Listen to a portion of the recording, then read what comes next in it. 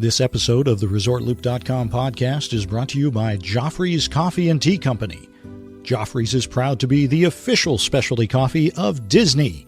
Enjoy drinks and pastries at Joffrey's kiosks throughout the parks and check out the Disney Specialty Coffee Collection only at Joffreys.com. Please stand clear of the doors. Por favor, manténganse alejado de las puertas. As you enter, please slide across the seat to allow room for those who may follow. And please be sure your hands and legs are away from open doors. Thank you.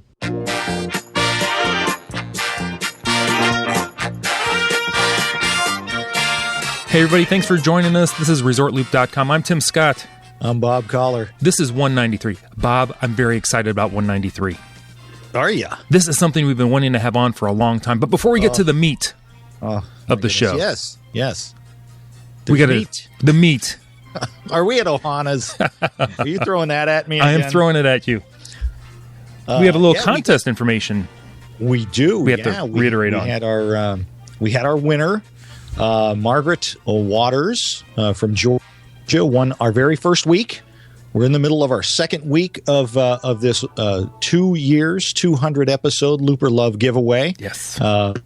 The products and the giveaway provided by Joffrey's Coffee and Tea Company. And all you got to do for this week, now you got to do this by Sunday at midnight. You've got to go on our website and join our Looper mailing list down in the right-hand corner and or on the right-hand side of our website. And just join the mailing list, and that will enter you into the contest that will be drawn. The winner will be drawn on Tuesday, March 3rd. Yes.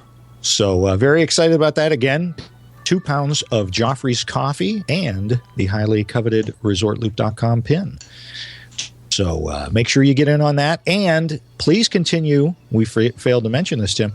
Please continue to like us on Facebook. And if you don't get in for this contest, anybody who likes us on Facebook and joins the Looper mailing list till the end of the contest will still be eligible to win the grand prize. So don't stop liking us just because that contest was over with. So, and again, if you've already signed up for the Looper List newsletter or the mailing list, we plan on doing that later, you're already entered. So, right, and none of your information is shared with anyone but us here at Resort Loop, so that we can send you guys some information as it comes out, maybe a little bit earlier than the show. Is that a teaser? So there you go. Get in on that. We will close that portion of the contest. Then next week we're going to have an even bigger task, if you will. This is crazy. Looper Nation. Yes. Going to be exciting. Very exciting. So, Tim. Yes, Bob. What are we going to talk about today? Today, we've been talking about the Renaissance a lot, the Disney Renaissance, the new Disney Renaissance. Yeah. We're going to go a little retro with the original, the first Disney Renaissance. Oh, yes. What started the first Disney Renaissance? Well, I'd have to say probably Michael Eisner. Michael Eisner, one of his first projects, he wanted to get going. While he was winding up, rebuilding the parks, building up new hotels, was the film side of things. Right. That first film was The Little Mermaid. Joining us on the show today is someone who worked on The Little Mermaid. Now, not just a someone. Let's go over his resume just a little bit here. All right. Our guest has worked at Skywalker Sound. He's worked on national television shows, The Simpsons, Northern Exposure, Party of Five, Baywatch. He has done, I know, album recordings. Had me at Baywatch. Go ahead. He's worked with, this is amazing to me, he has worked with Frankie Valli and the Four Seasons, the Bee Gees, Peter Frampton. What? Tony Basil, a little song called Mickey you might know of. That was him. That song. And he did another small little album with this cat named Michael Jackson. The album was Thriller. I know. Joining us on the show is Tony D'Amico, sound extraordinaire master. Tony, thank you for joining us on the show. Good morning, guys. How are you? Thanks for having me. Oh, we are just thrilled to have you on the show. Well, I'm thrilled to be here. It's about time. I got my Skype together. I know we've been working on this for a while, but we got it. We're hooked up. Thanks for having me. Absolutely. You've done quite a few little projects, my friend. I've been lucky. I've been very lucky, and to me, it's being at the right place at the right time, and that's exactly what happened to me in L.A. when I was an up-and-coming engineer. I worked at a place called Cherokee Studios, and everything just fell into place. I just happened to be at the right place at the right time. I was ambitious and aggressive, and the rest is history. I worked very hard, but I have to say there was being at the right place at the right time did my career a lot of good. Thanks for having me. Yeah. Our pleasure. So you're hanging out I'm guessing this is Los Angeles. You're out there in the Hollywood area. Correct. I first moved to Burbank, actually, right near the Disney Studios. I lived on Edison, actually, in Burbank, and I rented a house, had no furniture, slept on the floor, and went crazy trying to get work. I came from a background when I was doing a lot of records and a lot of demo work in Las Vegas, believe it or not, and when I worked with all the people who were performing there. I could start dropping names, but I worked with all the people who appeared on the Strip. Glenn Campbell, Dionne Warwick, Fats Domino. I have a list a mile long, but that's how I got my start. Wow. So this is where I ended up. I ended up in L.A. Somebody said, you have the talent. Get to L.A. You're not going to go very far in Vegas. You'll just end up doing the same thing you're doing. Go to L.A. You'll do well. So that's exactly what I did. And I moved to Burbank and started pounding the streets, and I ended up at Cherokee Studios, and the rest is history, like I mentioned. Okay. Who was one of the first stars that you worked with once you got to L.A.? Let me think. The first projects, I suppose. First project, I think, was the Bay City Rollers. I worked with Harry Maslin, who ended up doing Fame. I worked with Harry as an assistant now. Harry made me do some engineering, but I was already considered an engineer because of my background in Vegas. I started working with Harry Maslin. I'd love to see him again. I don't know what happened to him, but he ended up doing Bowie, doing Fame. And the next project I think that I did on my own was working with Frankie Valli in the Four Seasons. And I was working with a producer called Bob Gaudio. And actually, he ended up being my father-in-law. I married his daughters a couple years later. And the very, very first significant artist I did was Peter Frampton. Oh, wow. And how that happened was he was unhappy with his engineer at the time. He said, get me an engineer. And I walked out the door and I said, gee, who am I going to call? And I said, I'm not going to call anybody. I'm going to tell him I'll do the project, which was pretty, it was an aggressive thing to do, but I did it. I said, an opportunity's knocking. I'm going to go tell Peter, give me the shot. Give me a shot at doing your album. I walked in the studio, in Studio A at Cherokee, and I said, I got your person. He goes, great, who is it? I said, I'm your guy. Let's get going. He says, really? I said, yeah, give me a shot. So the rest is history. I did the album. I even forget the name of the album. It was right after Frampton Comes Alive, and everything else fell into place. As soon as I did that album, I started doing all the projects at Cherokee as an independent. They actually had to fire me because I went independent. I no longer wanted to work for Cherokee, but I ended up doing my projects there.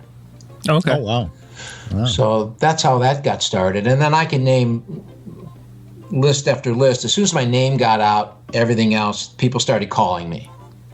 Okay. That's awesome. So with your long list of people you've worked with, before we get into everything else, who are you most starstruck to having worked with? I'd say Michael. I was, of course, I didn't do that at Cherokee Studios. Mm-hmm. I worked with Michael at a place called Westlake Sound. It was on 3rd Street, or it was on Beverly Street. No, 3rd Street was Record Plant. It was on Beverly Boulevard. That's where I did Michael. I was asked to do or take over the project from Bruce Swedien, who's the main engineer on the album. Bruce called me. He was sick. He says, would you like to do a project? I said, sure. And he says, well, it's Michael. Do you mind doing Michael? I said, of course not. And I got pretty nervous. I walked in and met Quincy and everybody, and we started working on Thriller. And I ended up doing a lot of the work on Human Nature and Pretty Young Thing. Wow. And it was an experience I'll never forget. Now, we talked earlier. Did they give you a special gift at some point when the... I have a plaque on my wall signed by Michael thanking me for working on Thriller. And I got other autographs from him that I gave to my kids. Oh, wow.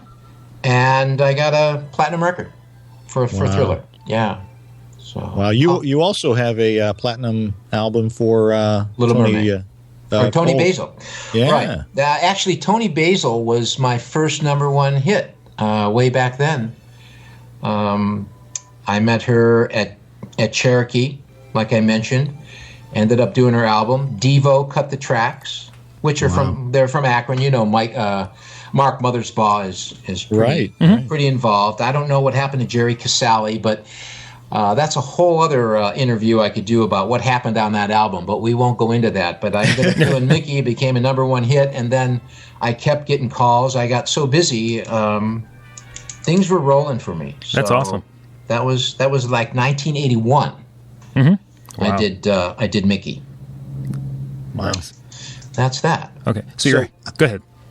I was just going to say, so how did you, what was the first project that you did with Disney? I was working on a project with Bob Gaudio called Little Shop of Horrors. He asked me if I wanted to work on Little Shop of Horrors, which was with Levi Stubbs from the famed Four Tops. I said, sure. And on that project, Robbie was the music coordinator. And we did Little Shop of Horrors for about 1.5 years. That's how long that project took. We went back and forth to England. We did that, I think, on the first time Sony came out with their original 24-track digital. I did Little Shop of Horrors, finished the project, everything was good, and then Robbie somehow was in cahoots with Alan Menken and Howard Ashman. I don't know the details how they became friends, but Robbie called me one day and said, would you like to do a project? I said, sure. What's it about? What is it? He says, it's about a mermaid. I said, mermaid. So I'm used to doing rock and roll. I'm used to doing Frampton and all this other stuff. And I said, a mermaid. I said, so tell me. He says, well, it's not a rock and roll album. It's an animated film. Do you want to get involved? I said, why not? And to all the listeners out there, if you're up and coming as a up-and-coming engineer or sound person, producer, take anything that comes your way and don't close the door. So I didn't close the door. Yes. Just take everything you can. If something doesn't work out, you can always learn something. But if you don't, you shut the door, you'll never go anywhere. So I said, sure, I'll do it. Let's go. So Robbie says, meet me on the Disney lot, such and such a time. This was 1987. I think the spring of 87. So what Disney did is they were, like you guys mentioned earlier, thinking of getting back into the animation business. But they were extremely skeptical. I remember Howard Ashman saying, look, guys, we don't have a big budget. We don't have much money. But if you want to get involved, this could be a big payoff for your career. We said, sure, let's do it. So they gave us this little back lot room that didn't look anything like a studio. Robbie set up his keyboards. I set up my sound equipment. Howard came in with all his lyrics, and Alan had his piano, Alan Menken, and we started doing demos. Alan would sing the parts. Howard would sing some parts. Even Robbie would sing the parts or harmony parts. I never sung, but I have a tape of it somewhere in my archives, which I think is invaluable. I think I mentioned this to Tim and you and Tim earlier when we were speaking, that I have this cassette tape with all the demos of Little Mermaid in its infancy. And one of these days I'll find it. But we did all the demos in that back lot for months and months and months. And they were raw, but Howard wanted to get his idea so he could present this to the executives at Disney to say, this is how we're progressing. They were extremely skeptical. They weren't sure of it. But as it turned out to be a huge hit. So to make a long story short, we went through this demo process. Once we got all the songs together and Howard was happy, and Howard was, he's a genius. He was extremely critical of whatever we did and wanted to make sure the demo was right. We got the demo together, presented it to the executives. They said, go.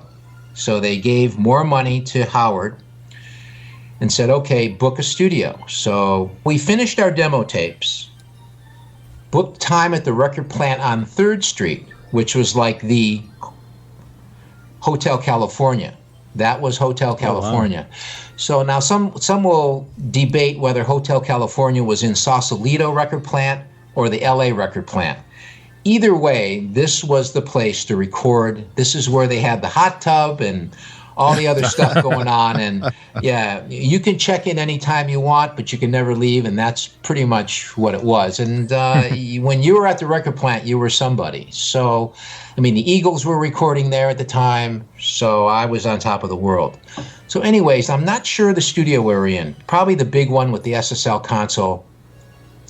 And there is where we auditioned Jody Benton and the rest of the crew for all these parts on Little Mermaid.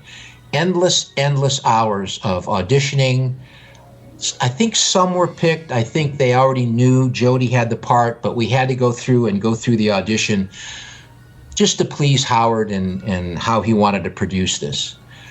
So for months, we're in record plant, basically lived there. I mean, I'd go there in my pajamas, basically. I was so... for lack of sleep, we just went around the clock, did all the demos, did all the voiceovers, and those are the voices that you hear on The Little Mermaid. After that, they went and scored it. Now, I wasn't involved with the scoring, although I did want to be involved, but they had a legit scoring guy, and I thought that was the best way to go. That made sense. So that's pretty much what happened in the recording. In the meantime, just to give a little history, during the recording of all those voices, Howard Ashman took ill. And so they brought in another producer by the name of Robert Kraft. I wasn't familiar with his work, but he knew exactly what he was doing. He took over the project while Howard was being treated at the hospital. And Howard did come back. And Robert took over the project, and we finished the project at Record Plant. And shortly after that, in between, Howard took really ill and unfortunately passed away, I think right before the opening or right after. I'm not sure of that time frame. Mm-hmm. And if anyone out there is listening or has some comments, I welcome that. It's been 26 years, I think, so... Yeah, that was back in 91. He passed away in 91. So okay, so it was way after. Yeah, it was. Yeah. Well, they released Mermaid in 89 or 90, right. Correct? 89, okay. Yeah. Right. Mm-hmm. So we worked on it starting in 87. By the time the process took, and that's how long the process took, was 2-3 years, and he died right after that. And I remember paying my respects to him because he was a super, super person.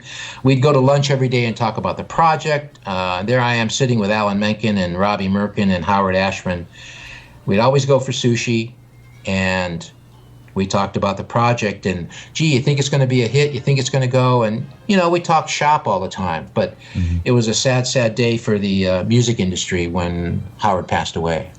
Because, gosh knows what else would have come out of his genius brain about more films and more songs and more ideas. Oh, absolutely. Yes. Absolutely. Well, Tony, I don't mean to interrupt, but you had mentioned you have a cassette of some of the demo stuff that you recorded. Through our research, Tim and I's deep digging. Deep. We have a demo of part of your world that you recorded. So let's take a listen to this. Love it. And this was music by Alan Menken and lyrics by Howard Ashman and performed by Jody Benson. Here it is.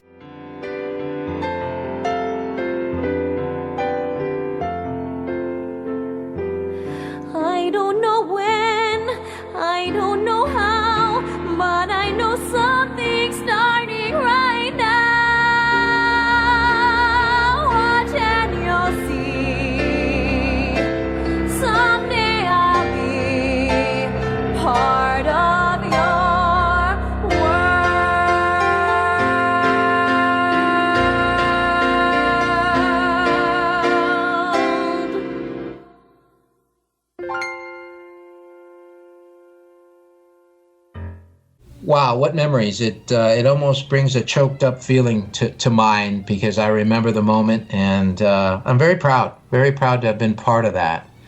Yeah, that was a huge movie, a big deal. Like Tim was saying, the renaissance, the reemergence, if you will, of Disney animation again, and fantastic. Now, have you done any other Disney work or on Disney Channel? No other Disney stuff. The only thing that came out of that was working with Robert Kraft. We got along pretty well, and you know how easy I am to get along with. He was put on a project called The Muppet Christmas Carol by Henson. He asked me to do the project. Actually, we did some of the project at the Gino Vanelli studios in Los Angeles, or outside of Los Angeles. So I was involved with the Muppet Christmas Carol with Robert Kraft, who was part producer of Little Mermaid. That's the only thing that came out of that for me. And that was also a Platinum Gold Record Award that I won.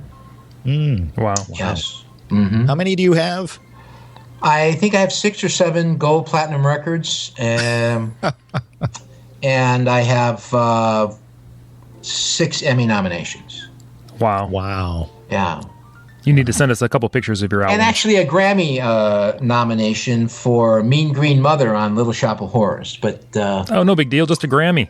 Just a Grammy, just a Grammy nomination. Yes. Yeah.